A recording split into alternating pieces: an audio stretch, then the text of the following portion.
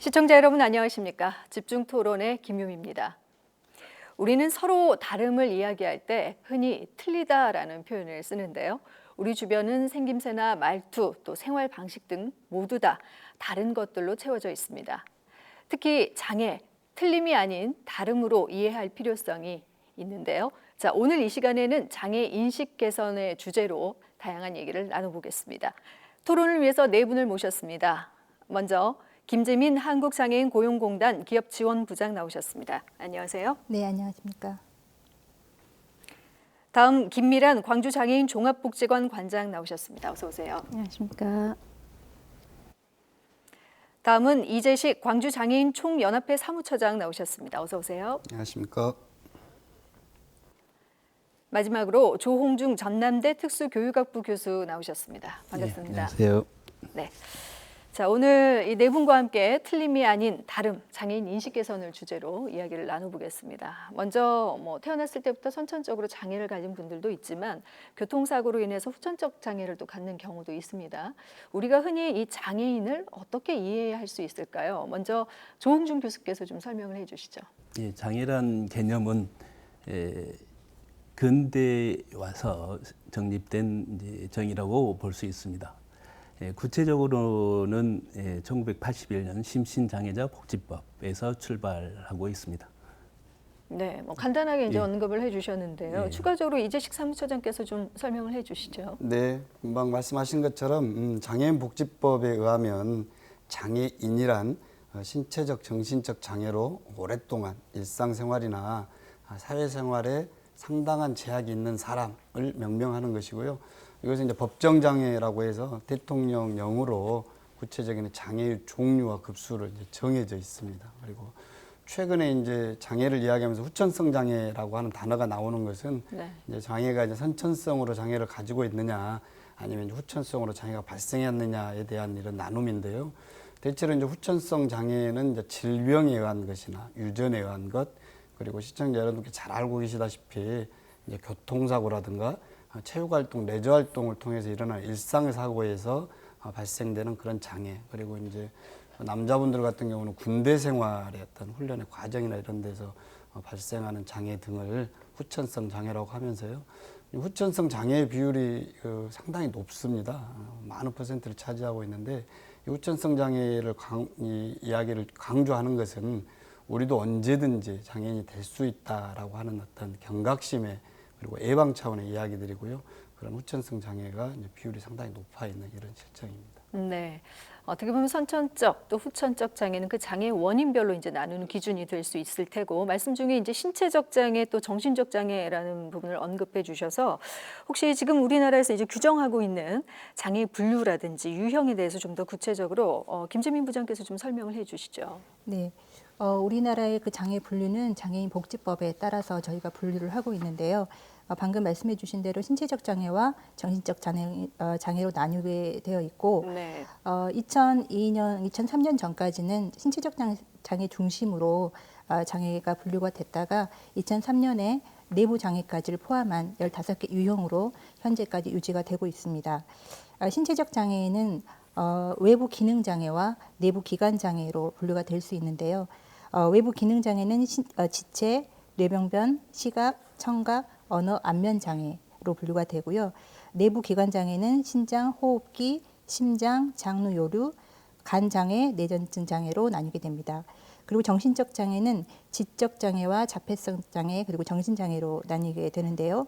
광주에는 지금 7만여 명의 장애인이 등록이 되어 있고요. 지체 장애 비율이 43.5%로 가장 많습니다. 그리고 그다음 지적 자폐성 장애 요즘에 많이 이슈가 되고 있는데요. 이 장애 유형도 11% 정도가 해당이 되고 있습니다. 네, 사실 장애인에 대한 인식을 이제 바로잡는 데는 이해 차원에서 이 장애인이라는 게 무엇이고 장애인은 어떻게 분류가 되고 있는지도 좀 알아야 될 필요성이 있을 것 같습니다. 김미란 관장께서도 혹시 또 덧붙여서 좀 설명을 해주시죠. 이제 참고할 내용으로 이제 장애 명칭도 역시 네. 이렇게 많이 변했는데요. 정신지체 장애라는 용어가 2007년 4월에 지적 장애로 변경이 되었고 네. 간질 장애는 뇌전증 장애로 변경이 되었습니다. 그래서 용어를 사용함에 있어서도 비장애인 분들이 적절한 용어를 사용할 필요가 있고요. 특히나 이제 저희 나라는 장애 분류를 등급으로 나누었던 것들이 2019년에 장애 등급제가 단계적으로 폐지되는 걸로 결정이 되었습니다. 그래서 지금은 온전한 장애 등급제 폐지를 요구하고 있는데요. 예를 들면 장애인이 가지고 있는 사회적인 환경까지도 고려해야 된다. 그래서 장애인에 대한 개별적인 어떤 그 욕구에 의한 지원이 만들어져야 된다라는 게 요점이라고 보시면 될 것 같습니다. 네, 장애인에 대한 어떤 개념부터 또 용어까지도 우리가 이제 이런 부분에 대한 인식이 좀 필요하다는 말씀을 언급해 주셨는데, 장애 등급제가 이제 폐지되는 것, 장애 등급 자체가 하나의 또 차별로 인식됐던 부분이 있어서 이게 이제 점차적으로 폐지된 부분이라, 사실 장애인에게는 또 여러 가지 권리라는 게 있기 때문에 국회에서도 2008년에 유엔 장애인 권리 협약을 비준하면서 장애인의 정치 참여와 또 정보 접근권을 약속했음에도 불구하고 또 잘 사실은 시행이 되지 않고 있는 부분이기도 합니다. 자, 유엔 장애인 권리 협약에 대해서 그래서 좀 더 자세히 알아보고 싶은데요. 이재식 사무처장께서 좀 설명을 해주시죠. 네, 그 유엔 장애인 권리 협약은 이제 국제 사회가 장애인의 인권과 또 장애인의 존엄성을 존중하기 위해서 국제 사회가 이제 국제 협약을 맺었던 내용의 이야기예요. 그래서 네. 2006년 12월에 이제 61차 유엔 총회를 통과했고요. 2008년에 국제법이 발효되고, 역시 대한민국 저희 나라에서도 2008년에 이제 국회 비준을 통과하게 됩니다. 그래서 2009년부터 이제 실행을 하게 되는데요. 여기에는 이제 크게 약 50여 가지 주제로 해서 장애인에 대한 기본 권리, 그리고 여성 장애인, 또 장애 아동, 또 장애인의 참정권, 이동권 등등의 장애와 관련된 모든 주제가 망라되어 있는데요. 이 내용은 이제 대한민국 국내에서 심신장애자 복지법으로 출발된 차별금지법, 장애인복지법 등등의 이제 국내법의 흐름이 있다고 하면, 네. 유엔 권리협약 같은 경우는 이제 전 세계적으로 국제사회가 장애 문제에 대한 주제를 제시했던 거고요. 여기서 중요한 점은 이제 여기에 그 비준이 된 이런 나라들은 정기적으로 이제 국제인권위원회에다가 이래서 이제 정기적으로 보고서를 제출하게 되어 있습니다. 이 나라의 장애에 대한 제도와 정책, 그리고 현황, 실태가 어떻게 되어 있는지를 국제사회에 정기적으로 보고를 하게 돼 있기 때문에, 그에 맞는 이제 그 우리나라에서 실행 정책과 어떤 국회 법률들이 만들어져 가는 이런 국제사회 서로에 대한 약속, 규약, 협약 이런 내용입니다. 네, 우리나라가 그러니까 국제사회 장애인 권리 협약에 대해서 이제 이런 비준을 하면서 지켜가야 할, 어떻게 보면 이제 의무가 있다라는 차원에서 사실 잘 시행이 돼야 할 텐데 장애인이 접근하고 참여할 수 있는 환경을 좀 제대로 갖추지 못하고 있다라는 어떤 지적들도 있어서요. 혹시 조홍준 교수께서도 여기 좀 덧붙여서 설명해 주시죠. 이 핵심 내용은 완전한 참가와 평등에 대한 내용입니다. 네. 완전한 참가와 평등이 이루어지기 위해서는 장벽이 없어야 되는데, 일반적으로 철폐해야 될 장벽이 물리적인 장벽, 심리적인 장벽, 그다음에 의식상, 제도상의 이런 그 장벽을 철폐해야 그래야 이제 완전한 장애인이 완전한 참가와 평등하게 참가할 수 있도록 이렇게 된다고 볼 수 있을 것 같습니다. 네. 지금 코로나 위기 속에서도 재난 상황이나 또 여러 가지 상황에서 우리가 이제 수호 통역들을 많이 지금은 보고 있는 상황인데, 사실 그 국회에서 언론과 국민을 상대로 많은 기자회견, 입장 발표가 이제 잦게 펼쳐지면서 수호 통역이 시행되지 않고 있는 부분에 대한 지적들도 좀 있었어요. 얼마 전에 이 수호 통역 시행 약속을 그래서 국회에서 또 받아냈다라는 부분이 있는데, 여기에 대해서 좀 설명을 해주시죠. 김미란 관장께서 말씀해 주시죠. 이제 그동안 이제 언론이나 또는 이제 기자회견, 특히나 국회에서 주로 하는 소통관에서 이루어진 기자회견 등 여러 가지 큰 문제에 있어서 수호 통역이 지원이 되지 않았던 것이 있었고, 특히나 작년에 산불과 관련해서 재난 방송이 있었는데 청각 장애인분들은 그것을 듣지 못하는 경우, 네. 그러면 청각 장애인분들을 위한 어떤 정보 접근권 그리고 재난에 대비할 수 있는 생명과 직결된 문제인데 이런 것들이 좀 소홀히 되었던 것이 사실이고요. 그래서 네. 이런 문제들이 계속 지적이 되어 왔고 특히 이제 문제가 된 것은 국회에서 역시 장애인 모든 국민들에게 정보를 제공해야 되고 이러한 정치적인 큰 이슈들이 이루어지는 이런 부분에 대한 장애인분들이 모든 장애 영역에서 받아들여야 되는데 특히 수어를 사용하는 농인분들은 배제되었던 것이 사실이죠. 그래서 지난 장혜연 정의당 의원이 지금 언론에 나와 있는 내용으로는 국회 비서실장으로부터 국회에서 소아통역에 대한 약속을 받아냈다. 그리고 이게 어떤 의미냐면 그동안 수어지원법이 2016년에 발의가 됐지만 제정이 됐지만 사실은 우리가 국어와 수어 두 개의 모국어가 있다라는 사실을 대부분의 비장애인분들이 알지 못하는 상태에서 우리는 참으로 이 수어에 대한 소홀함이 있었던 것이죠.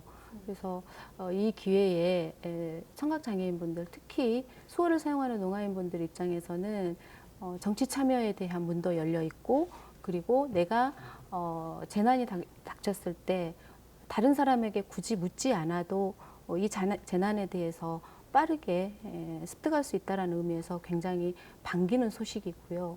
이것은 이런 것들이 지금은 여러 지자체 그리고 구 지자체 등에서도 올해 계속해서 우리 의회에서는 네. 수어통역을 의무화하겠다라는 이런 움직임들이 대단히 올해 많이 발생하고 있어서 참으로 다행스러운 일이라고 생각을 하고 있습니다. 네, 수어 통역 시행에 대해서 혹시 되지 않고 있던 부분들이 있었던 것들을 한 번 더 점검하는 차원의 어떤 내용이었던 것 같습니다. 이재식 사무처장께서도 이 부분에 대해서 좀 부가적으로 설명해 네, 주시죠. 그렇습니다. 한국 수어언어법이 2016년에 제정되었는데요. 제정의 주요 내용은 국어와 동등한 자격을 가진 농인의 언어로서 이제 법으로 이제 규정을 해놨습니다. 네. 그 이후로 이제 사실은 국가나 지방자치단체에서부터도 별로 이렇게 수어통역을 실행에 옮기지 못했었는데요.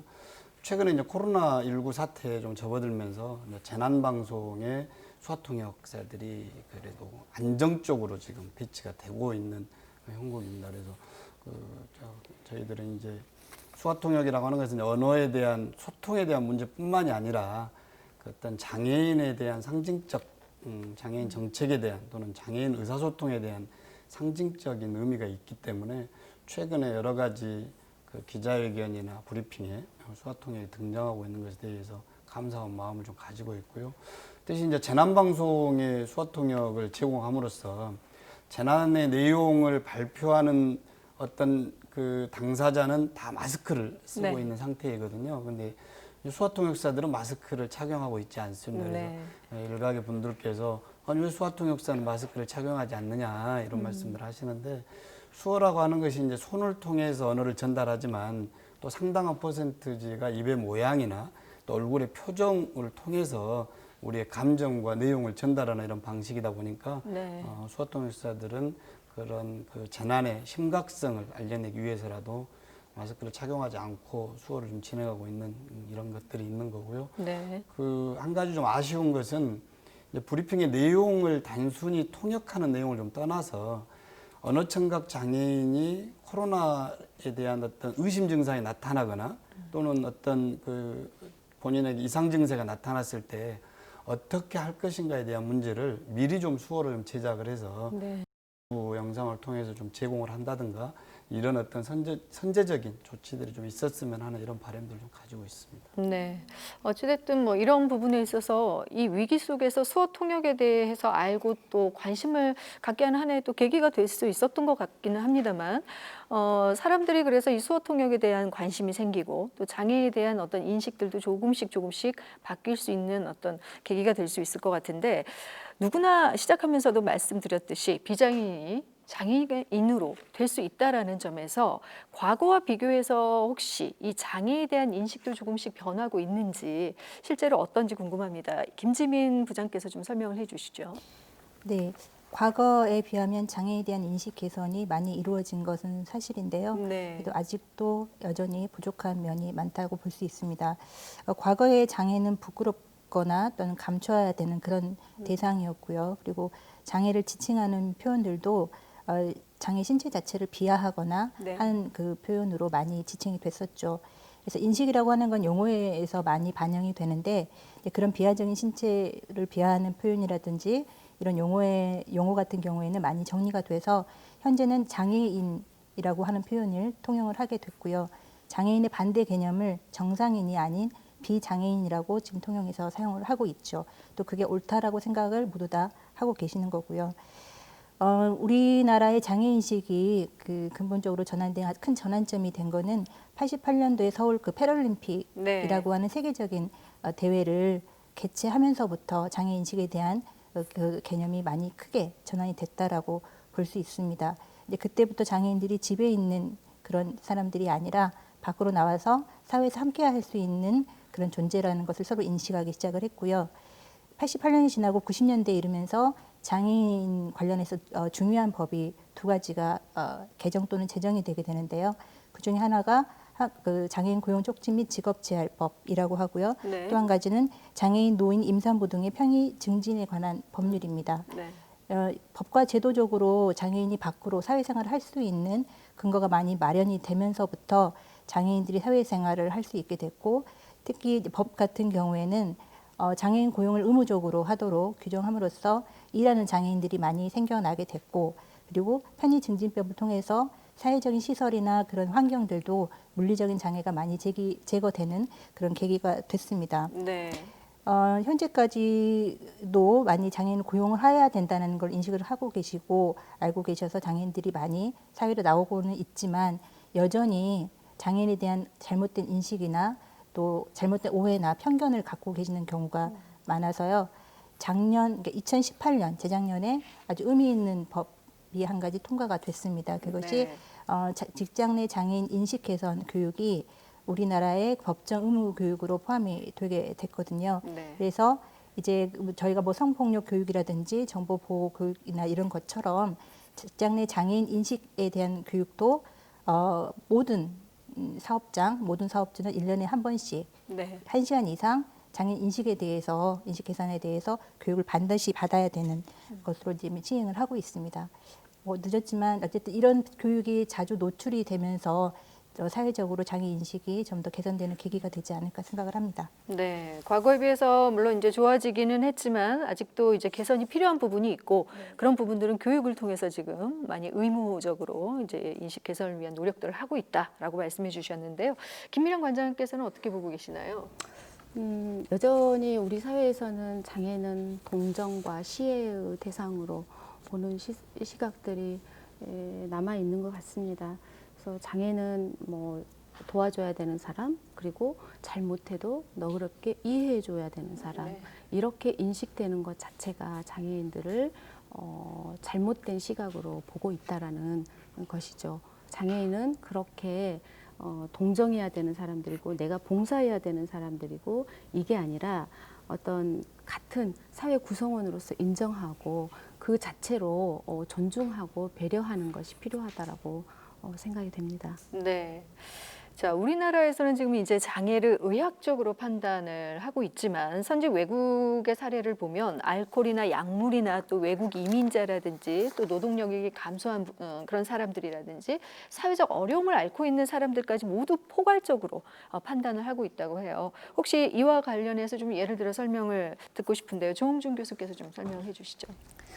일반적으로 이제 장애에 대한 정의 또는 그 관점의 변화가 그 의료적 모델에서 사회적 모델로 이렇게 변천해 왔습니다. 네. 구체적으로 이제 장애의 문제는 개인의 문제로 보다가 나중에 이제 사회적인 문제로 사회가 장애에 대한 배려가 부족했기 때문에 발생하는 것으로 이런 변화 또 국가에 따라서 예를 들어서 이동에 문제가 있으면은 언어 때문에 문제가 예를 들어서 표지판을 읽지 못했다. 그러면은 이동 장애인이라든가 뭐 이런 관점에서 굉장히 나라에 따라서 그 국가에 따라서 다양한 보는 관점이 있습니다. 그리고 명칭을 보면은 인식하고 관련해서 시대에 따라서 많이 바뀌었습니다만은 예를 들어서 한 예를 들면은 지적장애 예를 들면은 백치에서 정신박약이라든가 정신박약에서 지적 정신지체, 정신지체에서 지적장애 이런 명칭의 변화는 장애에 대한 처우라든가 처우의 변화로 인한 이런 명칭의 변화라고 이렇게 보면은 될 것 같습니다. 네, 어찌됐든 개인의 문제에서 이건 이제 사회적 문제로 받아들여지고 있다라는 말씀을 해주셨는데요. 이재식 사무처장께서는 어떻게 보십니까? 네. 그 서두에 장애 이제 유형과 종류가 나왔던 것처럼 네. 대한민국은 이제 15개 장애 유형의 장애 급수를 이렇게 배정해서 개인으로 하여금 이제 등록하게 하는 등록장애인 제도를 가지고 있는데요. 사실은 이제 우리나라의 대부분의 사람들이 어느 나라에 다 가도 장애 유형이 있고 장애 등급이 있는 걸로 알고 계시지만 사실은 이제 장애를 등급으로 규정하고 있는 나라들이 그렇게 많지는 않습니다. 저희들은 이제 심신장애자 복지법을 만들었다 30여 년 전에 네. 대체로 이제 일본 행정체계를 가져오다 보니까 이런 것들이 있는데요. 좀 전에 이제 그 진행자님께서도 말씀하신 것처럼 그러니까 우리나라의 장애는 대체로 의학적 판단을 기준에 두고 있습니다. 그러나 선진국의 사례들은 의학적인 내용이라는 제가 전문가의 내용은 아닙니다만은 대체로 이 사람들이 사회에 어떻게 참여할 수 있느냐 그리고 일반의 생활에 어떻게 제약을 받고 있느냐 이런 것들이 이제 선진국의 장애를 판단하는 기준점들이 있는 거예요. 우리나라의 내용을 놓고 보면 의학적 판단 그러니까 손상의 정도 그다음에 불편함의 내용 뭐 이런 어떤 사고의 범위 뭐 이런 것들을 통해서 이제 장애 유형과 등급을 이제 판단하는 건데요.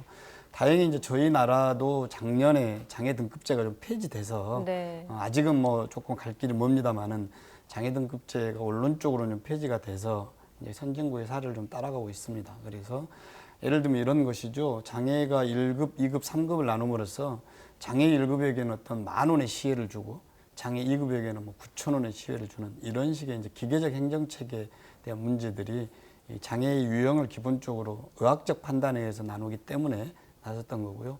앞으로는 이제 그 의학적 판단을 둘째하고 장애인에게 사회의 참여를 위해서 필요한 것이 무엇인지 일자리가 필요한 사람들의 일자리가 제공돼야 되는 것이고 어떤 공부에 대한 요구가 있는 분들에게는 학교를 다닐 수 있는 기회를 제공해야 되는 것이고 또 경제적인 어려움이 있는 분들에게는 재정적 지원을 해줘야 되는 것이고 이렇게 그 사람의 당사자의 수요의 내용에 맞는 이런 것으로 복지 제도와 정책이 바뀌어야 된다는 이런 내용들을 포함하고 있는 것 같습니다. 네, 어떻게 보면 현대인들은 뭐 누구나 장애를 어느 정도 갖고 산다라는 측면에서 우리가 그동안 의학적으로 신체적인, 가시적인 어떤 장애를 장애로 받아들였다면 좀 사회적인 활동이나 참여의 기준으로 좀 폭을 넓혀서 바라봐야 한다라는 그런 차원에서 앞으로 이제 선진국의 이런 사례들도 조금씩 개선점에 반영할 필요가 있을 것 같은데요.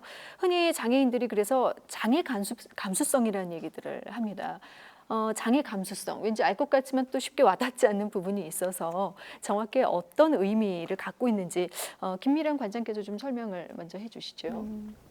이게 그 인권 감수성과 연계되는 문제인 것 같아요. 네. 그래서 이제 장애 감수성이라는 것은 장애나 또는 장애인에 대해서 다름을 인정하고 상대방을 존중하는 태도와 마음을 말한다고 보시면 될 것 같아요. 그래서 장애인들에게 가해지는 사회의 불합리함 그리고 인권 침해 이런 현실들을 자각하고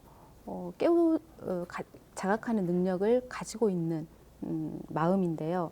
이제 예를 들면 휠체어를 동의 없이 밀어준다거나 아니면 시각장애인이 서 있을 때 손을 잡고 길을 무작정 안내한다거나 또는 말이 어눌하면 대신 말을 해준다거나 또는 그 작업이 느린 장애인의 일을 대신 내가 빠르게 처리해 준다는 것 이런 것들이 마치 장애인들을 위하는 것처럼 보이지만 장애 감수성이 떨어진다라고 볼 수 있죠. 네. 대부분의 휠체어 장애인분들은 나의 휠체어에 손을 대는 것을 싫어합니다. 그러면 인사하고 내가 도와줄 것이 있는지를 물어보는 것이 우선이고, 시각장애인분에게는 도움이 필요한지, 그리고 앞에 장애물은 없는지 살펴보는 것이 우선이고, 네. 또 말이 느리면 기다려주고, 일이 느리면 반복된 어떤 연습과 훈련을 통해서 스스로 할 수 있도록 도와주는 것이 실은 그 장애 감수성을 가지고 있다라고 볼 수 있는 것이죠. 그래서 장애 감수성을 완성시킨다는 것은 이 장애인을 사회 구성원으로 인정하고 인권에 기반해서 공감 능력을 키우는 것이 가장 중요한 핵심이라고 보시면 될 것 같습니다. 네. 그래서 차별과 분리, 배제 이것보다는 사회 전반에 대해서 장애인이 참여하고 장애인이 할 수 있는 정도에서 배려하고 스스로 할 수 있도록 존중해주는 이런 감수성을 가질 필요가 있다고 생각이 듭니다. 네, 본인이 판단하기에는 이게 좀 도와주는 일일 것이다라고 생각하지만 이런 생각보다는 상대의 입장에서, 그러니까 인정해주고 존중해주고 배려해줄 수 있는 부분, 이게 이제 장애 감수성으로 표현이 되는 건데 어떻습니까? 조홍준 교수께서는 이런 사회적 차원에서 이런 장애 감수성을 앞으로 좀 높여야 한다라는 생각을 갖고 계실 것 같은데 어떻습니까? 일반적으로 이제 장애 관의 좀 변화 관점에서 볼 수 있는데요. 과거에는 이제 유기라든가 학대 시대에서, 그다음에 동정의 시대, 그리고 나중에 공생의 시대, 현재는 뭐 개성의 시대라고 이렇게 얘기를 하고 있습니다만은, 그것은 이제 장애에 대한 인권의 관점에 이제 개선됨에 따라서 이런 변화가 초래했다고 이렇게 생각하고 있습니다. 네. 네. 장애인도 인간의 존엄성을 또 갖고 있고 기본적인 권리를 주장하고 대우받을 수 있어야 하죠. 하지만 이런 접근성, 또 생활권, 이동권, 보행권, 보유권, 앞에서 말씀해 주신 당연해야 할 이런 권리들이 제대로 지켜지지 않고 또 대우받지 못하고 있는 것이 현실인데요. 장애인 인권 문제와 관련해서 좀 더 자세한 얘기를 나눠보겠습니다. 일단 이재식 사무처장께서는 어떤 문제를 가장 큰 문제로 또 받아들이고 계시는지요? 네, 방금 말씀하신 것처럼 이제 인간의 존엄성, 장애인이기 때문에 따로 존엄성을 더욱 존중받는 측면은 아닌 것 같고요. 네. 말씀하신 것처럼 생활권, 이동권, 이게 이제 기본적 인간이 사회를 살아가는데 받아야 될 당연한 권리이고, 사실은 공기와 같은 인권의 문제는 우리가 세상을 살아가면서 숨을 쉬는 것처럼 공기가 있어야 하는 것처럼 당연한 것들인데요. 사실은 인류 사회가 영원히 가지고 가야 될 숙제 아니겠습니까? 인권의 문제는. 그래서 저는 특정하게 이제 장애인 인권뿐만이 아니라 네. 젠더의 문제이든 여성의 문제이든 특히 이제 소수 약자에 대한 존엄, 인권이 보장돼야 된다, 이런 측면인데요. 좀 전에 말씀드렸던 이제 장애 등급제 같은 경우를 보면 그럴 것 같아요. 지체장애 1급입니다. 지적장애 2급입니다라는 말씀을 드릴 때 우리 사회에서는 이런 단어의 차별이 있었다고 하는 것을 인식하지 못했던 거예요. 네. 그런데 과거에 이제 TV 속에 있는 드라마나 영화의 내용들을 보면 노예제도라든가 아니면 어떤 노비라든가 이런 분들에게 어떤 낙인, 제가 소위 말하는 낙인 효과라고 하는데요. 최근에 이제 어떤 소고기의 등급을 먹이면서 맛있는 소고기와 맛없는 소고기에 대한 어떤 기본 인식이 있는 거지 않습니까? 등급에. 네. 근데 저희들은 이제 지난 30여 년 동안 장애인에게, 사람에게 등급을 이렇게 먹여왔던 것이죠. 근데 그것을 우리가 30년이 넘게 그렇게 생활을 하다 보니 그냥 우리 생활 속에 들어와 있었던 거죠. 이게 지체장애 1급이라고 하는 표현이, 법정 표현이 그 장애인의 인권과 존엄을 심각하게 훼손하고 있다라고 하는 내용을 우리 스스로가 인식하지 못하고 있었던 겁니다. 네. 다행스럽게 이제 30년이 지난 이후에 이런 차원에서 장애 등급제가 폐지되고 장애 등급제 폐지가 연착륙되기 위한 우리 노력을 이제 다하고 있는데요. 아직도 갈 길은 상당히 멀리 있습니다. 인권의 문제는 모두가 존중받아야 될 내용이지만 특히 장애인을 포함한 사회적 약자에게는 이 문제가 더욱 예민하게 바라봐야 된다라고 하는 측면에서 앞으로도 여러 가지 사회적인 어떤 협의와 협조가 필요한 사항이라 이렇게 생각을 합니다. 네, 장애 등급제 폐지로 인해서 장애 인권을 이제 다시 한번 생각해 볼 계기를 마련했지만 앞으로 갈 길은 멀고 어떻게 보면 이건 인권 차원에서 그러니까 따로 장애 인권을 분리하기보다는 전체 인권 차원에서 다뤄져야 될 문제다라는 점을 강조해 주셨는데요. 김재민 부장께서는 어떻게 생각하시는지요? 방금 이채식 처장님께서 이제 전반적인 인권의 문제에 대해서 언급을 해주셨는데 또 저희가 이제 고용공단에서 근무를 하다 보니까 네. 장애인들이 인권 부분에서 또 직장에서의 인권에 대한 권리, 권한에 대해서도 좀 언급을 해드리고 어떻게 하면 거기에 대해서 자기 권리를 찾을 수 있는지에 좀 더 말씀을 드리면은요. 네. 일단 그 장애인 복지법에서는 장애인 공익 옹호 기관을 설치를 해서 장애인 학대나 이런 부분들을 예방하고 관리 감독을 하고 있어 왔는데 직장 내의 장애인 인권에 대한 부분에 대해서는 약간 그 부분이 부족한 부분이 있었습니다. 그래서 우리 공단에서도 장애인 다수 고용 사업장에서 또 직장 내에서 장애인들이 폭언을 듣는다든지 또 함부로 해고가 당한다든지 이런 부분에 대해서 정기적으로 주기적으로 인권 그 침해 사례가 있었는지에 대해서 저희가 관리 감독을 해왔지만 네. 뭐 워낙 많은 숫자이기도 하고 저희 사업이 다양하다 보니까 그 부분에 대해서 이제 조금 더 강화해서 정부는 이제 그 장애인 근로자 지원센터라는 것을 올해부터 시범적으로 다시 한번 이제 만들게 됐습니다. 그래서 네. 시범적으로 서울, 광주, 부산 이렇게 광역 세 곳에서 올해 장애인 근로자 지원센터를 설치해서 운영을 하게 되는데요.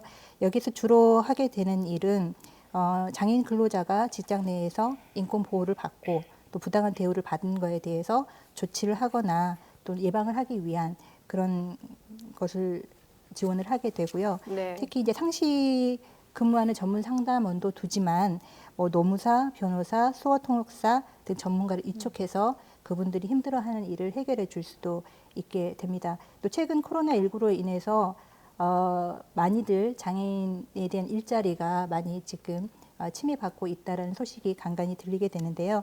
지금 아직 광주와 부산은 개설을 아직 못했어요. 네. 코로나19 때문에 아직 개설을 못하고 있는데 서울에서는 지금 개설을 해서 운영을 하고 있는데 거기에서는 이렇게 장애인 근로자가 무급 휴직을 강요받거나 아니면 일반적으로 해고를 당할 때 뭐 어디 가서 호소해야 될 그렇죠. 곳이 있어야 되는 곳이잖아요. 네. 그거에 대한 자기의 당연한 권리를 찾을 수 있도록 여러 가지 사업을 지원을 하고 있습니다. 그래서 인권 문제는 뭐 그 포함되지 않는 그런 부분이 없이 전 사회에 걸쳐서 모두가 포함되어 있는 부분이지만 특히 장애인 근로자의 직장에서의 인권에 대한 부분에 대해서 많이 지원하는 여러 가지 지원 제도가 있으니까 이 네. 부분도 챙겨봐 주셨으면 하는 바람이 있습니다. 네, 장애인 입장에서는 사실 인권 개선을 피부로 좀 이렇게 와닿게 느낄 수 있는 하나의 방법, 이 장애인 근로자 지원센터를 운영함으로써 직장 내 장애 인권을 좀 보호하는 그런 부분에 대해 소개를 또 해주셨거든요.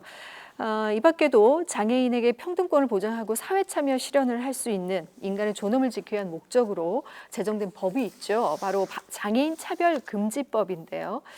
자, 뭐 우리 사회에서 이 지킨다고 지켜지겠지만 이게 또 현실적으로는 지켜지지 않는 부분이 있어서 어떤 부분들이 차별로 또 느껴지는지 이런 사례들도 좀 같이 소개를 해주셨으면 좋겠습니다. 먼저 조응준 교수께서 먼저 차별금지법에 대해 좀 알려주시고요. 네. 장애인 등에 대한 차별금지법은 2007년에 제정됐습니다. 구체적인 저는 이제 교육계에 있다 보니까 교육에 있어서 교육적 차별이라는 것은 장차법 13조 4항을 보면은 장애를 이유로 교육 활동에서 제외하거나 배제하거나 거부하면은 교육적 차별이 되고 있습니다. 이게 아마 대표적인 예라고 볼 수 있을 것 같습니다. 네, 그밖에 이제 장애인 입장에서는 또 지킨다고 지켰는데 이게 차별이 아닌가라는 어떤 그런 부분들도 발생할 수 있는데요. 김미란 관장께서 좀 더 소개를 해주시죠. 이제 장애인 차별금지법이 잘 지켜지고 있냐라고 하면 우선은 지켜지지 않는 것은 정보가 부족하다라고 보여집니다. 그래서 장애인 차별금지법이라는 것을 알지 못하고 또 실제적으로 공고사항일 뿐 구속력이 그리 크지 않다라는 문제들이 있죠. 예를 들면 이런 것들 때문에 우리 주변에서 흔히 발생하는 차별들이 있죠.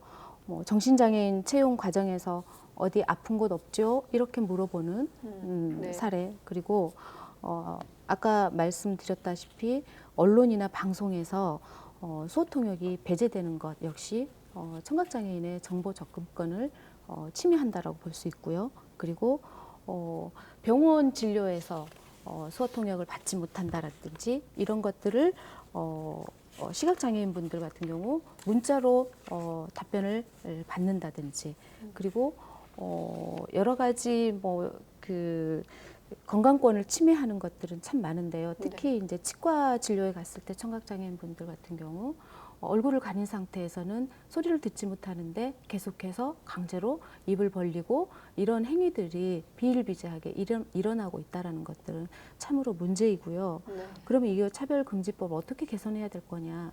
이거는 장애인만을 위한 어떤 차별금지법이 아니라 좀 더 포괄적으로 보편화된 금지법을 만들어야 된다. 그리고 이것에 대한 그 처벌 조항을 좀 강화해야만이 일정 부분 보완이 되지 않겠느냐. 그래서 이런 부분에 대한 민주당에서 시정명령 제도 개선을 위해서 개정안을 지금 발의해 놓고 있지만 아직 통과되었다는 소식은 현재까지는 없는 것으로 알고 있습니다. 네.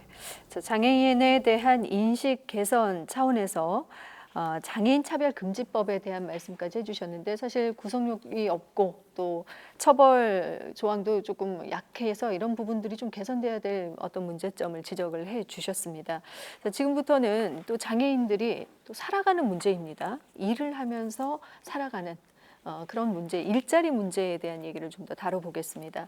얼마 전에 3차 추경안에 담긴 문체부와 문화체육관광부와 문화재청의 단기 일자리 2만 3천여 개에 대한 내용이 있었는데요. 여기에 이제 혹시 또 소외되고 있는 부분이 없나라는 생각을 하실 것 같습니다. 실제 장애인 분들은 일자리와 관련해서 또 어떤 생각을 갖고 있는지도 궁금하고요.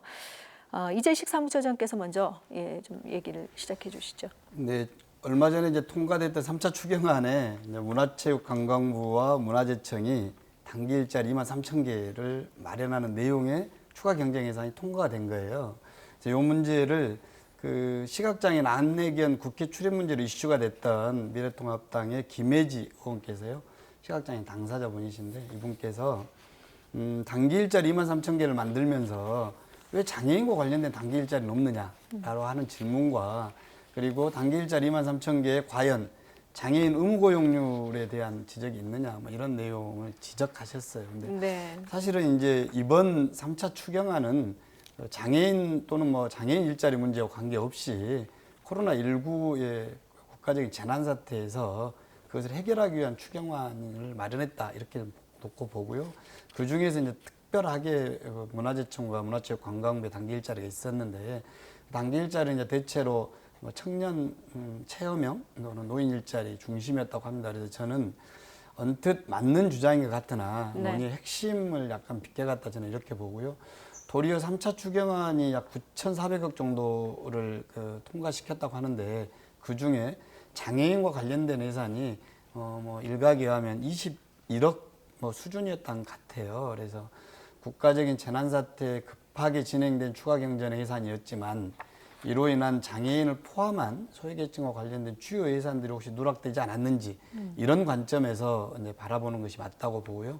문화체육관광부와 문화재청의 단기 일자리 중에 장애인의 일자리가 포함되어 있느냐 아니냐에 대한 문제는 논제의 핵심을 약간 비껴간 걸로 저는 생각을 합니다. 그리고 장애인 일자리와 관련돼서는 이런 단발성 단기 일자리의 개수에 대한 문제가 아니고 안정적인 일자리 그리고 양질의 일자리, 그래서 수량의 문제가 아니라 질의 문제를 고민해야 되는 것으로, 이것은 이번 추경에 대한 문제가 아니고 대한민국 장애인 일자리 정책 또는 전체를 포함한 경제 정책의 일환으로 장애인의 고용 문제나 근로의 문제가 포함돼야 된다, 이런 관점으로 저는 바라보고 있습니다. 네.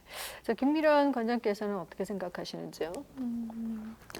일단 우리 이재식 차장님 말씀하신 것처럼 우리 비장애인 분들에게도 좋은 일자리라는 이야기들을 많이 하듯이 장애인에게도 좋은 일자리가 필요한 것이죠. 네. 그냥 단기 그리고 너무 단순한 업무보다는 조금 더 안정적으로 일할 수 있는 일자리, 좋은 일자리가 필요한 것이죠. 그래서 장애인분들은 실제로 이분들에게 일자리라는 것은 내가 일을 함으로 인해서 급여를 받고 이걸로 생활하는 그 이상의 의미인 거죠. 일자리는 사회와 소통할 수 있는 통로가 되기 때문에 단순히 내가 노동의 대가로 돈을 번 것과는 아주 다른 의미의 일자리라고 장애인분들은 대다수 생각을 하고 계시고요. 네. 이 일자리가 조금 더 예산도 확충해야 될 것이고 좋은 일자리를 만들어내기 위한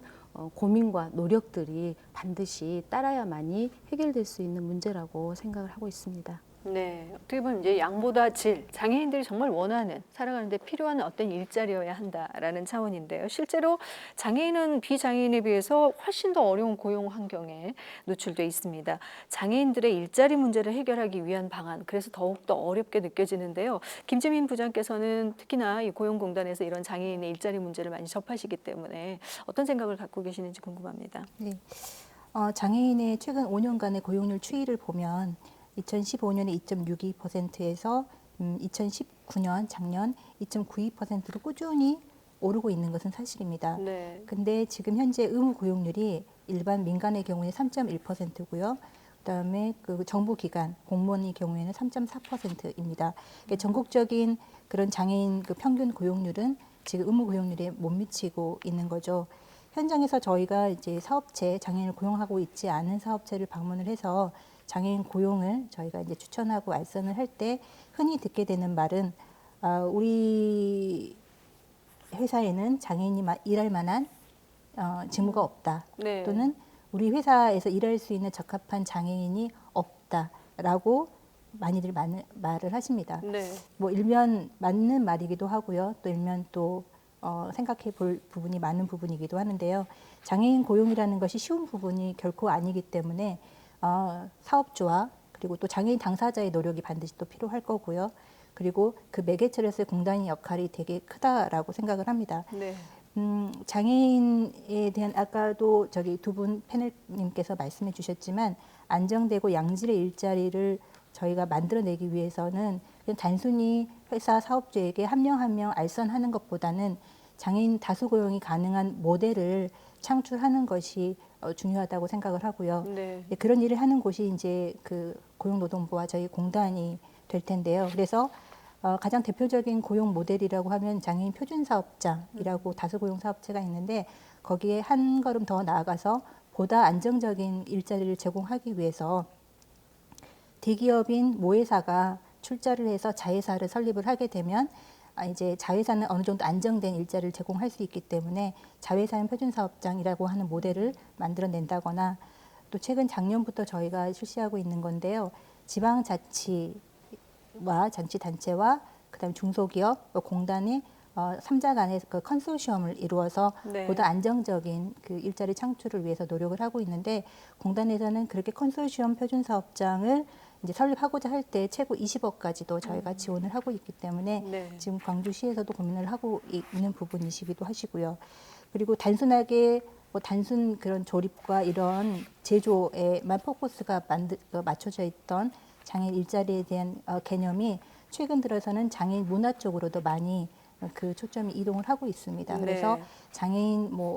장애인으로만 이루어진 오케스트라라든지 합창단이라든지 네. 이런 부분이 점차적으로 전국적으로 생겨나고 있고요. 그리고 장애인 체육에 대한 활성화도 마찬가지로 그러니까 대기업이나 일반 사업주에서 장애인을 고용해야 하는데 네. 장애인을 위한 적합한 직무가 없을 경우에 이제 장애인을 고용해서 전문 체육인 운동할 수 있는 여건을 만들어주고 네. 해서 근로자로서 고용하는 그런 형태의 모델도 지금 많이 활성화되고 있습니다.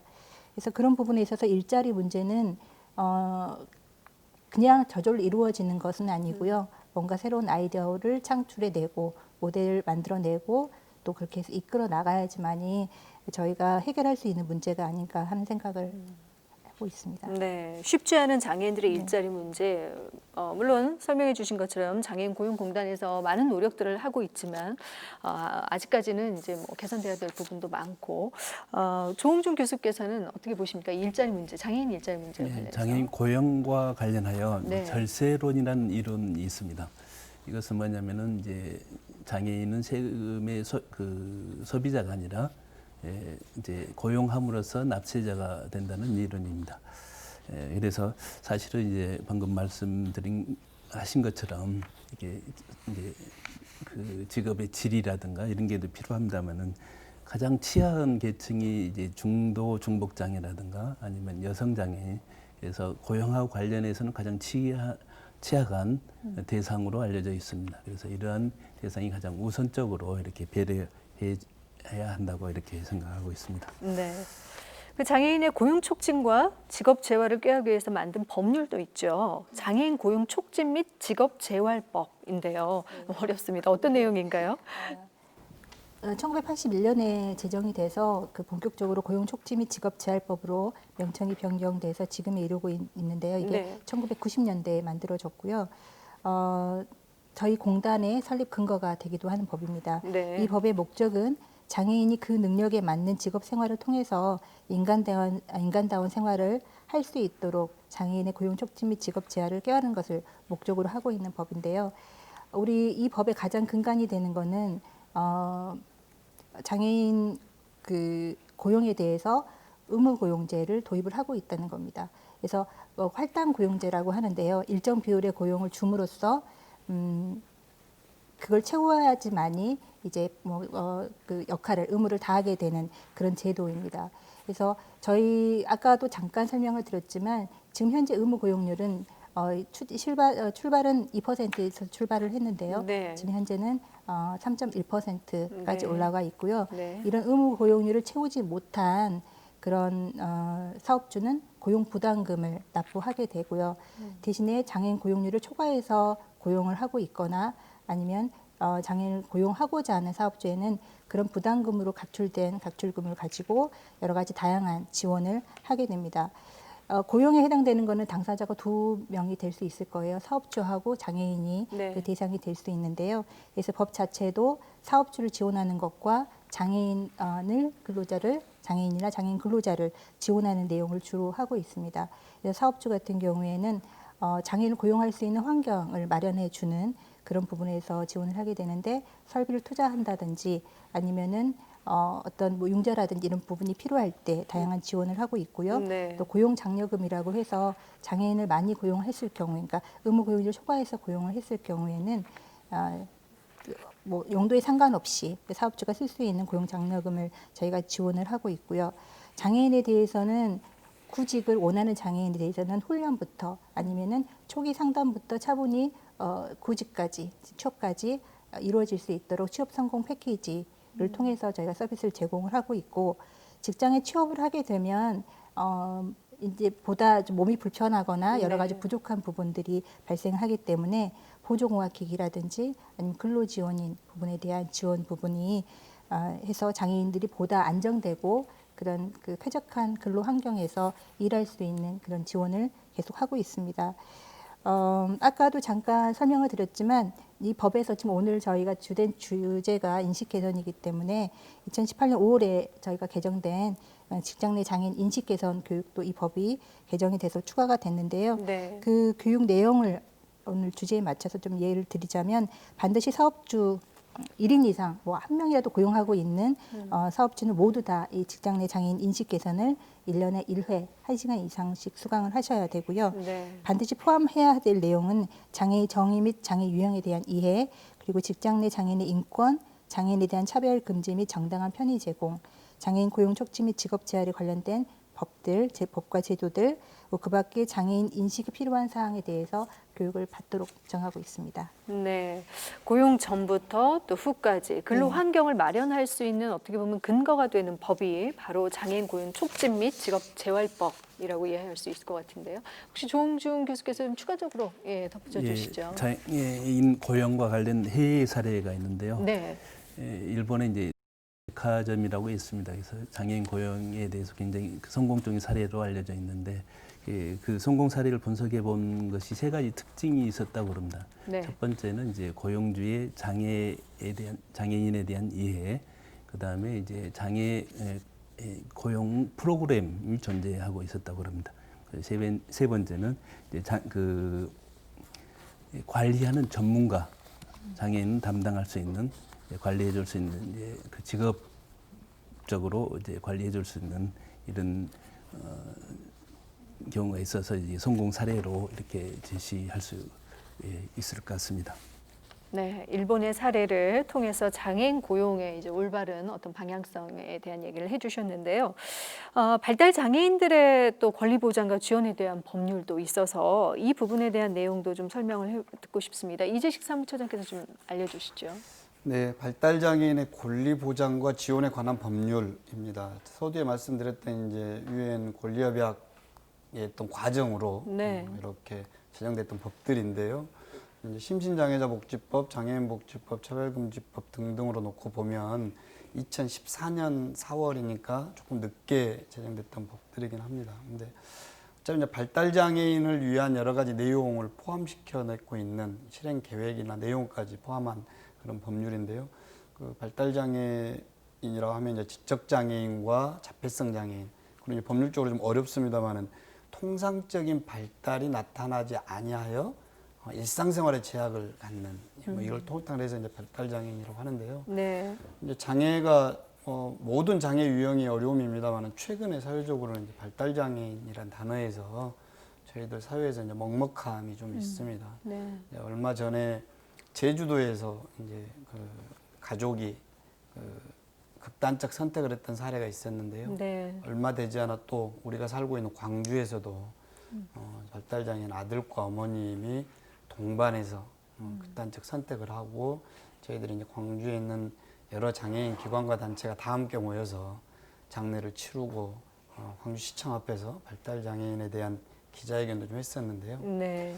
좀 전에 말씀하신 것처럼 이 영역의 장애는 약 11% 정도라고 하였습니다. 그러나 보통의 일반의 장애가 성인이 되면 독립을 할 수도 있고 하는 여러 가지 특성이 있습니다만은 발달장애 특성은 성인이 돼도 독립하기가 쉽지 않은 조건들을 좀 가지고 있습니다. 네. 그렇다고 하면 발달장애인 대부분이 가족과 함께 이 고통을 이 세상을 살아가야 되는 이런 측면들이 좀 있어서요. 이제 초등학교, 중학교, 고등학교는 특수학교 교육의 시스템이 좀 있고, 그리고 이제 졸업하는 타임에 어떤 전공과 2년 정도의 제도적 장치가 있지만 성인이 돼서는 사실은 일자리가 만들어지지 않으면 다시 집에 있어야 되는 문제가 되는 거고, 그 집에 있을 때 돌봄에 대한 문제는 온통 가족에게 집중되어 있는 것인데, 문제는 어린아이였을 때의 발달장애인과 성인이 된 이후의 발달장애인은 신체적으로나 정신적으로나 매우 다른 스펙트럼을 가지고 있는 것입니다. 네. 보통의 장애에서 이해할 수 없는 발달장애 스펙트럼이 따로 존재하는 것이거든요. 그래서 발달장애인과 관련돼서는 이 법률이 옳다 그르다, 지금 잘 되고 있다 못 되고 있다의 측면을 떠나서 여러 장애 유형 중에서 현대 사회에서 지금의 시기에 가장 저희들에게 많은 고민과 숙제를 주고 있는 영역이 발달장애인 영역이고요.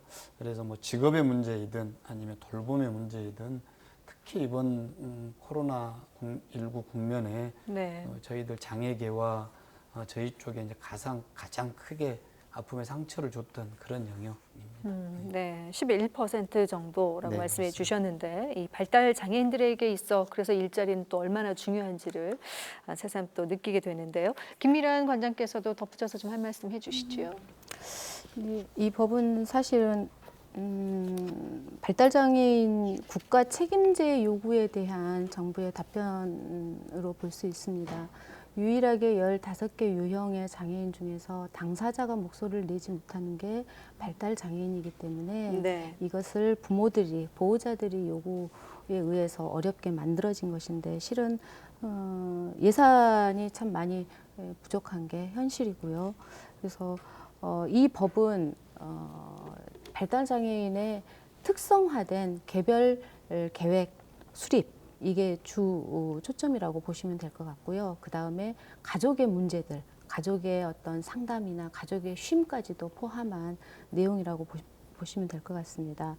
아까 말씀드린 것처럼 광주에서 최근에 발생한 문제 때문에 광주시에서도 이 문제를 해결하기 위해 TF를 구성하고 노력은 하고 있습니다. 예를 들면 지금 요구하고 있는 것들은 이 법에도 들어있지만 발달 장애인들의 특성에 맞는 거점 병원이 설치되어야 되고 또 최중증 장애인에게 적법한, 적절한 그리고 최중증 장애인의 특성을 이해하는 전문가가 포함된 행동 발달 증진 센터가 설치가 되어야 됨에도 불구하고 이런 것들이 아직 이루어지지 않은 것에 대한 문제 제기를 지금 하고 있는 상황이고요. 그렇지만 이것이 시의 노력만으로도 좀 어려운 부분이 이거는 민간의 영역에서 지원을 해야만 가능한 일입니다. 그래서 거점 병원이나 행동발달 증진센터를 작년에도 광주시에서 공고를 했지만 지원한 병원이 없었기 때문에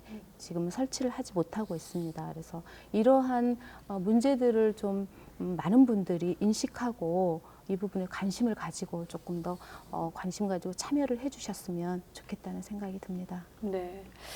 자, 지금은 더구나 코로나19 상황 속에서 뭐 너나 할 것 없이 모두가 어려운 상황이긴 합니다만 특히나 이 장애인 복지와 관련해서는 또 한번 생각해 볼 필요성이 있습니다. 지금부터는 이 코로나19와 장애인 복지에 관련된 내용을 좀 살펴보겠는데요.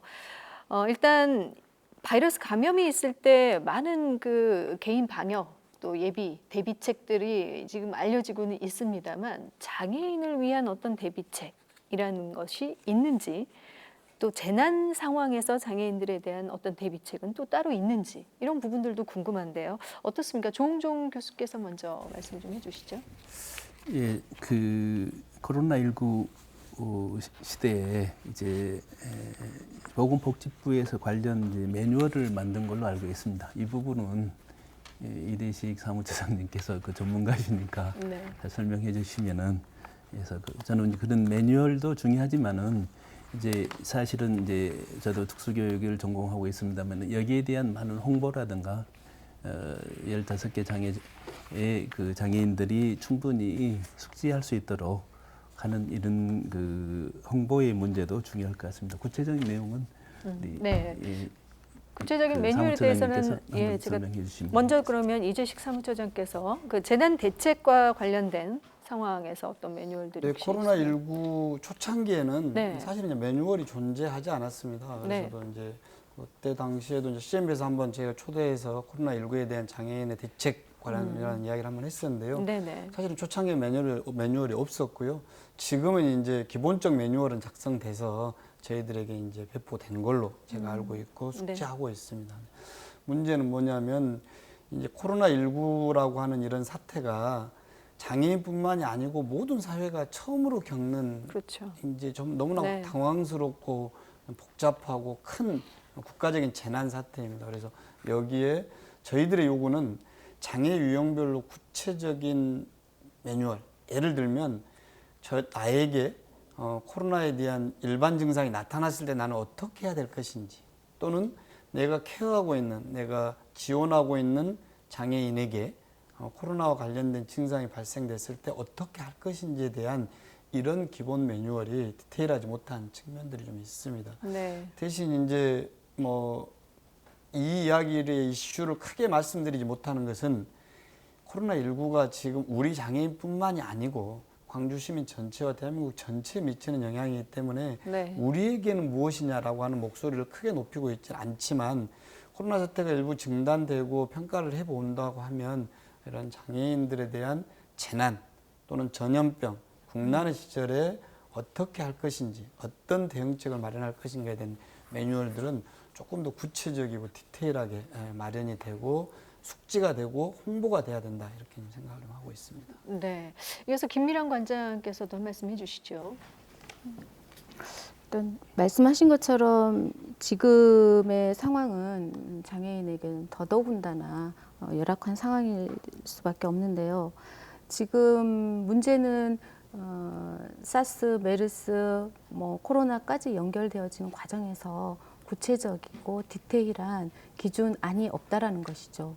장애라는 것은 각각의 특성이 있는 것이고 그 특성에 맞는 적절한 조치가 아주 세밀하게 나와 있어야 되는데 그것이 없이 지금은 긴급하게 필요한 것을 그때그때 만들어내는 정도에 그치고 있다는 것이 조금 안타까운 일이고요. 네. 특히 그 거주시설 같은 경우에도 거주시설의 경우 그렇지 않아도 폐쇄된 공간인데 이런 상황이 되면 더더군다나 사회와 전혀 소통하지 못함으로 인해서 발생하는 여러 가지 장애 당사자분들의 건강부터 시작해서 정서적인 문제들까지 아주 질병보다 더 어려운 상황이 닥칠 수 있다라는 것이죠. 그래서 거주시설이 이런 상황에서 어떻게 사회와 소통하면서 정보를 얻을 것인가, 정서적인 문제는 어떻게 해결할 것인가, 그동안 작게나마 외부 활동을 했던 것들을 어떻게 대처할 것인가, 이런 것들에 대한 디테일한 매뉴얼이 좀 있어야 될 것 같고요. 네. 그리고 또 신장장애인 같은 경우는 이번 코로나에 15분이 사망했다라는 얘기가 있습니다. 그래서 이런 분들은 이틀 걸러 투석을 해야 되는데 병원이 코로나로 인해서 폐쇄되는 경우 이럴 네. 때는 어떻게 대처할 것인가. 그리고 그럴 때 우리가 국가에서 또 자가격리가 있을 때는 활동보조인이 없이 있어야 되는 거, 또는 자가격리라는 것은 중증 장애인에게는 코로나보다 더 무서운 하나의 나의 생존권과 관련된 문제인데 이럴 때 어떻게 지원할 것인가에 대한 부분들이 조금 더 지금 나와 있는 것보다 디테일하게 좀 만들어졌으면 좋겠다라는 생각이 듭니다. 네. 자, 코로나19 확산지로 꼽혔던 대구에서는 장애인이 자가격리되거나 확진됐을 때 장애인 단체들이 그야말로 자구책으로 버텼다라는 내용이 있었는데요. 광주시의 경우 이제 코로나 확진자가 또 늘고 있습니다. 이런 상황에서 장애인 재난 대책 상황은 어떤지 김지민 부장께서 좀 설명을 해주시죠. 네, 광주시 장애인 재난대책 상황을 좀 알아봤는데요. 아마도 이제 아까 말씀드린 그런 매뉴얼 같은 게 다 시달이 됐다고 하니까 네. 광주시에서도 그거에 대해서는 잘 대처를 하고 있을 거라고 믿고 광주시에서는 일반적으로 지금 지원 사항을 보니까 직접적인 그런 구호 물품 지원 쪽에 포커스가 맞춰져 있는 거를 알 수 있었습니다. 그래서 장애인 복지관 7개소에 장애인 결식 우려 장애인에게 대체식을 지원했고요. 네. 그다음에 방역 물품 구입비를 지원을 했고 복지 사각지대 취약계층에는 또 일명당 8만 1천 정도, 그러니까 총 2,029명에 대해서 8,100만 원 정도를 또 지원을 했습니다. 장애인 거주시설에 대해서도 감염 예방 물품들을 지원을 했고요. 네. 직업재활시설에는 긴급지원금이라고 해서 근로장애인 인건비를 또 지원을 했는데요. 26개소에 3억 7,500만 원을 총 2회에 걸쳐서 지원을 했다고 합니다. 네. 이재식 사무처장께서도 이 광주시의 재난 대책 상황 어떻게 보고 계시는지요? 네, 일단 그 대구가 이제 코로나19의 초창기 여러 사건이 좀 있었지 않습니까? 근데 저희 장애계에서도 이제 코로나 사태가 아직은 진정되지 못해서 이슈를 만들고 있지는 않습니다만은 초창기 다수의 사망자가 나왔던 이제 병원 역시 정신적 장애 영역에 포함되는 병원이었고요. 네. 거기에 계셨던 분들은 본인의 어떤 노력과 주변의 노력 없이 사망에 이르렀던 안타까운 일들이었고, 또 대구에서 코로나가 확산되면서 장애인 확진자가 나왔을 때 그분들의 자가격리 또는 이제 어떤 병상적 격리의 과정에 그분들의 일상을 케어할 수 있는 사람들이 없었어요. 그래서 네. 들리는 이야기로는 여기서는 장애인 단체라고 표현이 됐습니다만은 거기에 근무하는 사회복지사 직원들이 네. 짝꿍을 맺어서 동반 격리가 됐었다라는 이야기를 하고 있는데요. 물론 재난의 사태이기 때문에 그럴 수 있다고 봅니다. 그렇지만 코로나 이후에는 반드시 평가를 해봐야 될 내용들이다. 국가적인 재난의 사태 때 또는 어떤 전쟁의 사태, 큰 일이 났을 때 과연 소외계층들에게 어떤 매뉴얼로 제시될 것인가 이런 것들이고요. 좀 전에 이제 신장장애인 예를 들었던 것처럼 코로나의 문제가 아니고라도 평소에 이제 장애로 발생할 수 있는 여러 가지 병적 요인에 병원을 방문하게 되는데요. 기본적으로 열이 나면 코로나 진단을 먼저 받고 와야 되는 측면들이 있어서 예를 들면 척수에 손상이 있는 척수장애인들 같은 경우에 신장이나 대소변 기능에 많은 문제들이 있어서 담석이라든가 결석이라든가 이런 것들에 대한 증상이 왔을 때는 몸에 열이 나는 현상들이 있습니다. 그래서 네. 요인은 결석과 이런 것으로 담석으로 자기가 판단하고 병원을 가지만 병원의 문턱을 넘을 수 없죠. 왜냐하면 몸에 열이 나기 때문에. 그래서 이런 것들은 코로나라고 하는 큰 주제가 있지만 구체적으로 장애 유형과 특성에 맞는 대비책을 어떻게 할 것이며 그와 관련돼서는 누가 이 문제를 책임지고 컨트롤할 것인지, 장애인에 대한 재난의 대책을 컨트롤할 수 있는 타워가 부재하다는 것이죠. 네. 그래서 지금은 사실은 여러 가지 이야기를 하고 싶으나 시기가 시기인 만큼 저희들이 주장을 좀 자제하고 있는 형국입니다. 예를 들어서 어느 건물에나 화재가 일어났을 때 대비책, 대피 요령들은 명시되어 있다 하고 매뉴얼이 있다고 하는 거지만 네. 5층 건물에 거주하고 있을 때 휠체어 장애인에게 화재가 발생했을 때 대응 능력이 과연 구체적인 것인지 네. 이런 것들로 놓고 보면 코로나19 이후에 이제 아직은 좀 섣부릅니다만은 저희들은 포스트 코로나19 이후에 우리 생활을 준비해야 될 측면 아니겠습니까? 그래서 지금 당장의 일은 아니다 할지라도 쭉 진행 과정에 이런 대응 매뉴얼 같은 것들이 만들어지고 또 함께 토론해보는 이런 시간들이 네. 차후에도 꼭 있어야 된다 이렇게 생각을 합니다. 네, 말씀처럼 국가위기 재난 시에 소외계층의 세부 대책까지 구체적으로 마련돼 있을 때 그 사회를 우리가 정말 선진화되고 발전된 사회다라고 말할 수 있는 것처럼 이런 세부적인 어떤 대책들을 지금부터라도 이제 마련을 해 나가야 한다라는 차원의 말씀이셨는데요. 지난 2월이었죠. 광주 지역에 이제 코로나19 확진자가 늘면서 지금 그 지역 사회 감염을 막기 위해서 일부 사회복지시설 그리고 뭐 경로식당 뭐 이런 것들이 폐쇄되거나 지금 거의 휴관에 들어가 있는 상황입니다. 지금 상황이 어떤지 김미란 관장께서 좀 더 설명을 해주시죠. 네, 장애인과 노인 시설은 현재까지도 대부분 휴관 상태라고 보시면 될 것 같습니다. 최근에 확진자가 급히 발생하는 과정에서 상당히 또다시 개관을 하기에는 좀 어려움이 있지 않나라는 생각이 좀 들고 있습니다. 최근 확진자 발생 이전까지만 하더라도 많은 부분들 특히 긴급 돌봄이 필요한 발달장애 경우에는 주간보호센터에서 충분히 서비스를 제공하고 있었고 직업재활시설들 같은 경우에는 100%를 50%, 60% 그리고 차차 늘려가는 방식으로 운영을 하고 있었지만 최근에 다시 20% 정도로 조정이 되었다라고 알고 있습니다. 네. 그래서 이게 실은 복지관이든 또는 주간보호센터든 아까 말씀하신 여러 가지 재난 대책에 대한 부분들을 전달하는 전달체계 역할을 하는 곳이라고 봐야 되는데요. 이제는 어떤 대형 기관이나 시설들이 그동안에 해왔던 서비스 방식을 좀 전환해야 되는 시기가 아닌가라는 고민들을 지금은 하고 있습니다.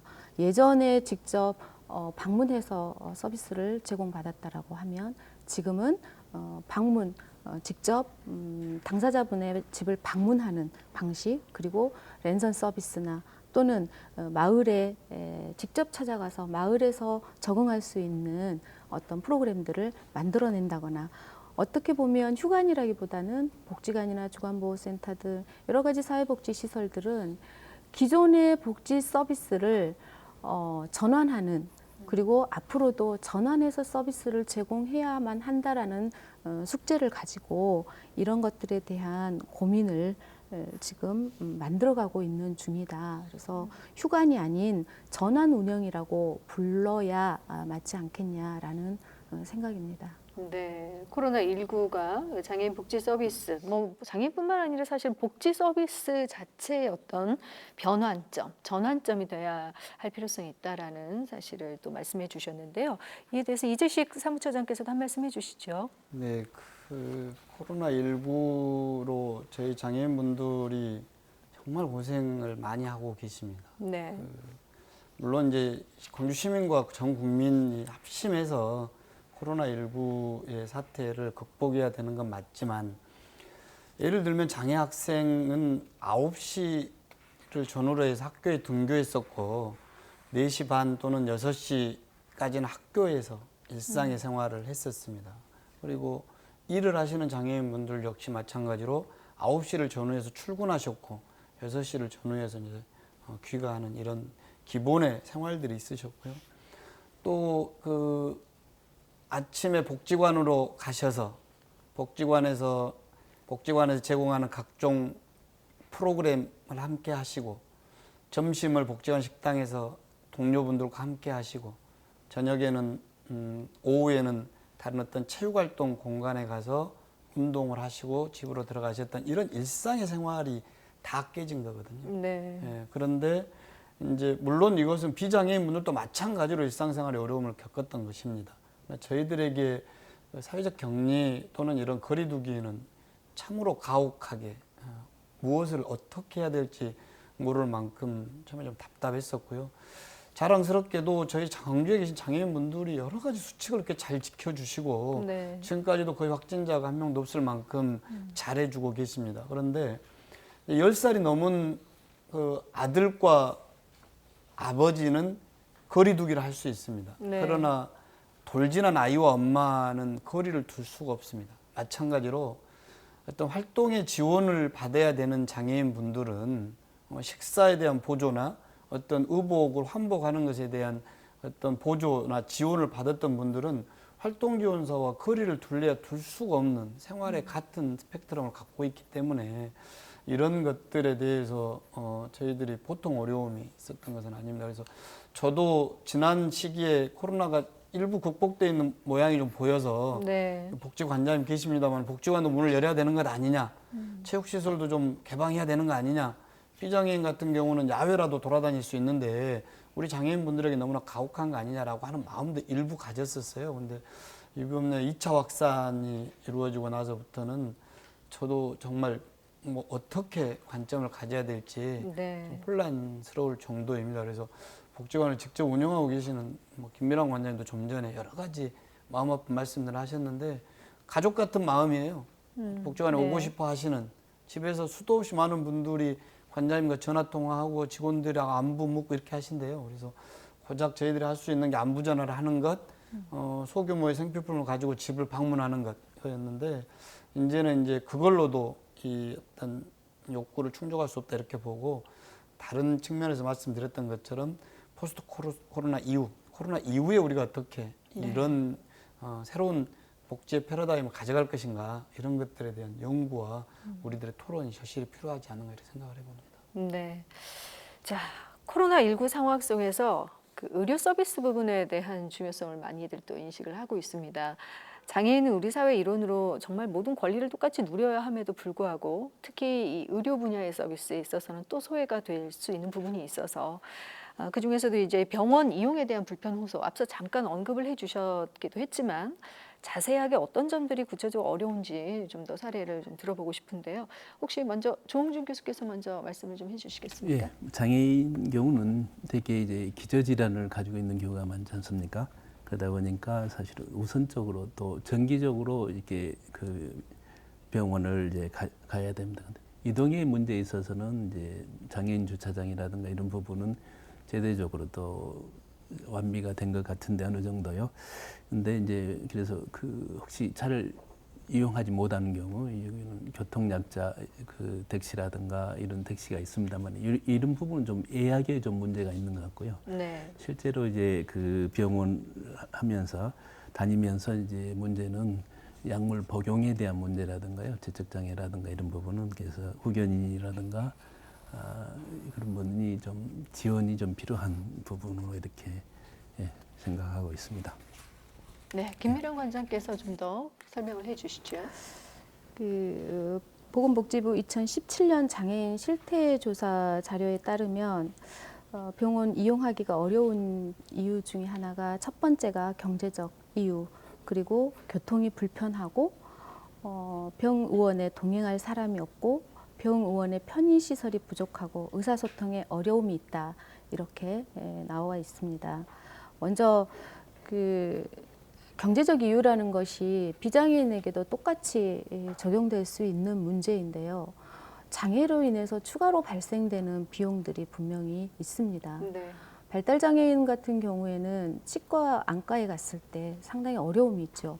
발달 장애인들 같은 경우 외부 충격이나 또는 치과의 소리에 민감한 발달 장애인들 경우에는 그냥 치료할 수 없기 때문에 반드시 수면 마취가 필요한 병원이기 때문에 우리가 흔히 할 수 있는 일반 동네 병원에 갈 수 있는 충치 치료조차도 대학병원에 가서 수면 마취를 통해서 치료를 해야 된다는 문제가 있고요. 발달 장애인이 숫자를 잘 읽지 못하는 발달 장애인의 경우에는 안과 진료가 좀 어려운 부분이 있습니다. 그리고 그 외의 영역에 또 대부분의 병의원에서는 장애인이라고 하면 조금 더 지식이 낮은 수준이 낮은 사람이라고 인식하는 경우들이 상당히 많아서 여러 가지로 상처를 입는 경우들이 또 많이 있습니다. 예를 들면 수술 과정이나 이런 것들을 상세하게 설명해 주지 않고 다 알아서 해줄 테니 가만히 있어라 라는 이야기들을 많이 들었다고 해요. 네. 그리고 약 처방과 관련해서도 조금 더 디테일하게 설명을 원하지만 그냥 정해진 대로 이렇게만 드시라. 이 약이 어떤 것 성분인지에 대한 설명이나 이런 자세한 내용들이 잘 이루어지지 않고 있다. 그리고 가장 장애 당사자분이 무시당했다라는 느낌이 드는 건 내가 당사자인데 내가 아닌 활동보조인이나 또는 보호자에게만 나의 상태에 대해서 이야기해주고 설명해준다라는 것은 대단히 무시당한 느낌이 들어서 네. 너무나 힘들다. 그래서 이런 부분들에 대한 여러 가지 좀 차별적인 부분을 네.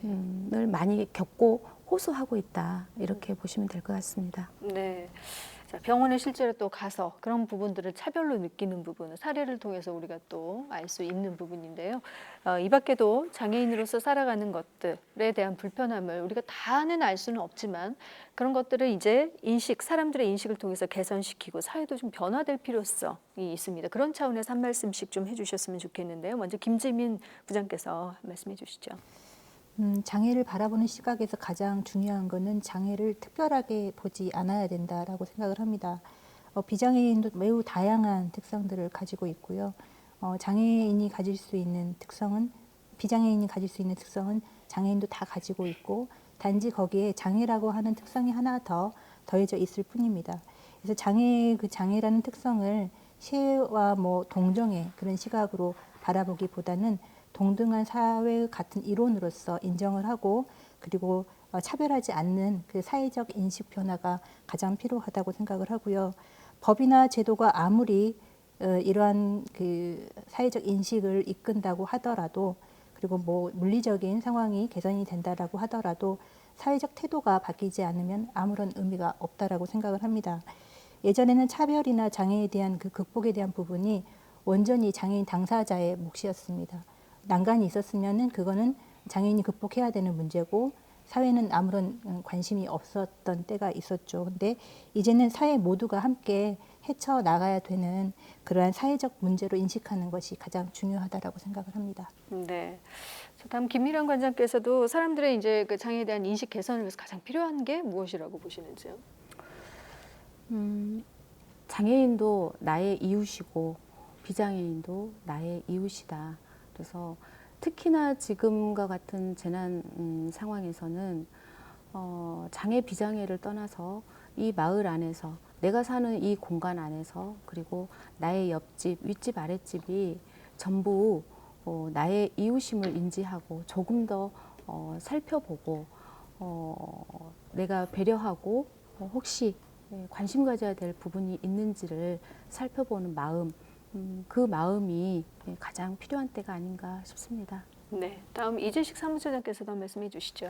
저는 이제 장애 감수성이라는 것에 대해서 말씀을 좀 드리고 싶은데요. 네. 장애 감수성이라면 이제 장애인에게 이제 사회적 차별이 있는지 없는지를 보는 예민한 관점이라고 저는 봐요. 그런데 이것을 단순하게 옳다 그르다를 볼 게 아니고 우리 사회가 좀 더 예민해졌으면 좋겠어요. 그래서 틀리면 틀렸다고 말할 수 있는, 그리고 예전에는 이제 이것을 지적만 하고 왜 이게 장애인 차별이냐, 왜 이곳엔 계단이 있고 이곳에는 이동권이 보장돼 있지 않느냐라고 지적하고 항의하던 단계에서 이제는 그 대안을 생산해서 어떻게 해줬으면 좋겠다라고 하는 대안을 제시할 수 있는 이런 사회가 이제 통합사회라고 놓고 보고요.